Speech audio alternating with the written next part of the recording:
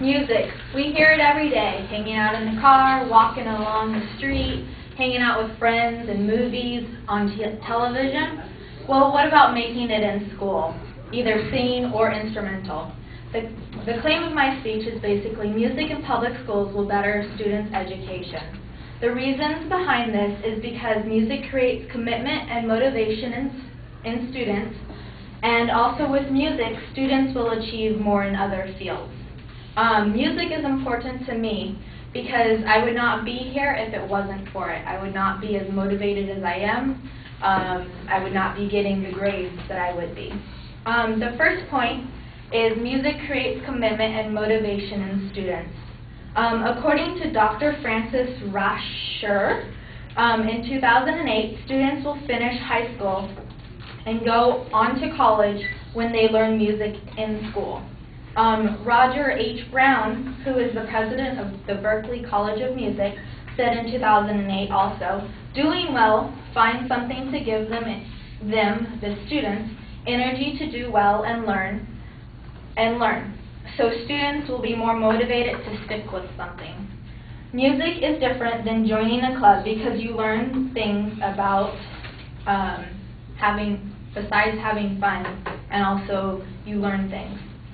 My second, music creates commitment and motivation. The second point is, with music, students will achieve more in other fields. Students will apply themselves to things because they have motivation. This comes from music, the teachers who teach it, along with other things. According to Dr. Francis Rasher, students on tests such as the SATs score an average of 100 points higher than students without a music education. This will help students get into competitive schools over students without a musical education. As we all know, that as you progress up through college, it gets harder to get into college from high school. And so students who normally have a music education tend to get chosen over non-music educated students. By learning to read music, students will be able to learn another language easier than another student without music education. This is because when you learn music, when you learn to read music, you're basically learning another language. And so as the more languages you learn, the easier it gets to learn another language. Students will also be more focused in math, science, and history. Professor Gordon Shaw from UC Irvine, he is a professor who has been breaking down the walls of learning about cognitive music, and he performed a study of students in second grade, and he took two different groups. One group was being actively making music, and another group wasn't, and he tested it in math, and the students who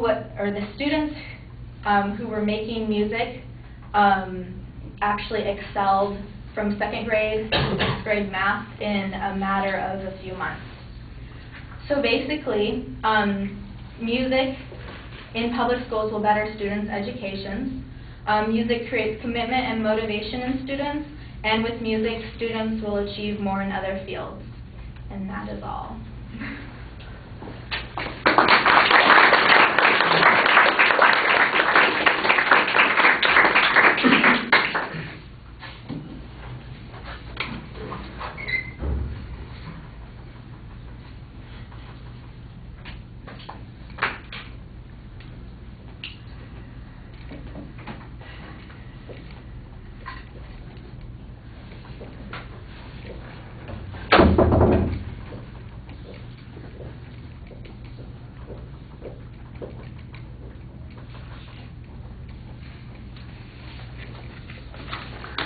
Well, Christina, a couple of things I think are really solid from the beginning. You have a very clear statement of what your proposition is.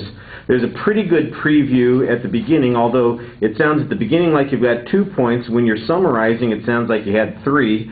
And when you got to those points at the beginning, there's really no numerical labeling. I didn't think that was a big problem, but it might have been a little bit clear. But you did an excellent job internally citing those signposts when you got to them. So I thought that they were very clear in the internal labeling, and that makes the speech a lot more structured.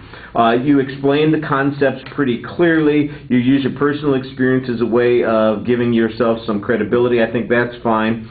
The information on the first point, I think, is very dependent upon the sources that you're quoting. It's a little bit conclusionary. I think that you need a little more evidence on that point.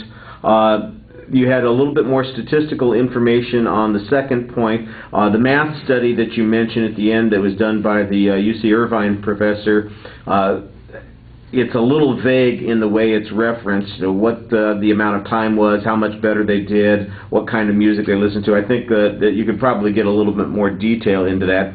But you did a good job of citing the sources that you had in presenting that information. I thought that the comparison to other clubs, for instance, not providing the same kind of advantage, that's a rebuttal argument, basically, that you're thinking of, but there's no proof on it. It's just kind of your assertion on that particular point.